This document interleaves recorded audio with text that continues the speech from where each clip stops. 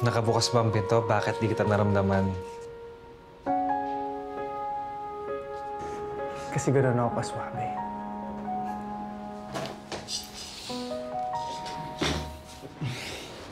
Bakit di ka nag-message? Sana sinundo kita.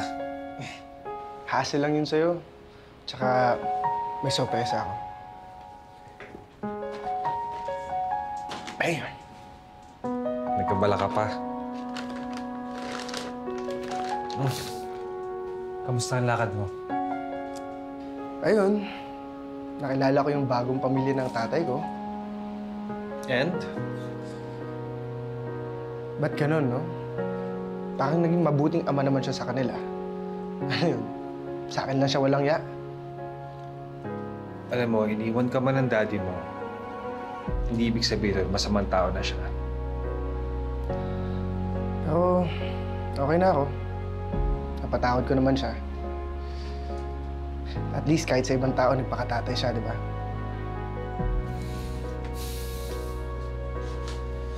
Ano kaya ang feeling ng magkaanak? Gusto mo ng anak? Why not? I love kids. Mas okay na siguro yan ngayon. Ikaw, nag-aalaga ng mga puso ng mga tao. At ako naman ang nag-aalaga sa'yo.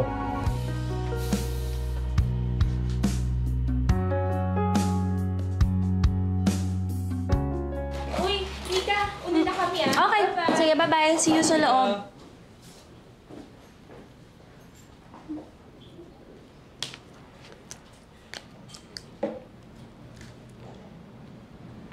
Pwedeng sumabay? Hoy! Kaloy! Nabuhay ka! Wow! Balita ko, sobrang busy daw ng unit mo, ah. At ikaw daw ang pinaka-busy sa lahat. Ah, Annette! So, involved ka sa lahat ng approved projects.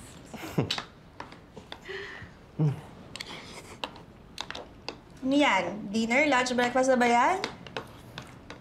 Date na. Walang time eh. Daming deadlines. Pero, ikaw pinagtatanong mo pala ako sa mga ibang tao. Baka masyado ka nang maging concerned niyan. Merong magselos. Excuse me, huwag kang feeling. Hindi ko na kailangan ipagtanong ka pa. Okay? Kasi ikaw po ang pinag-uusapan. Bakit ako? Teka, anong sinasabi nila? Ba't ko sasabihin? Okay. Basta ito lang yung advice ko sa'yo. Ingatan mo yung sarili mo. Kasi walang ibang titingin sa kapakanan mo kundi ikaw lang. Alam mo, Nika, pag ako nagkaroon ng big break, hindi na kita isasama sa team ko.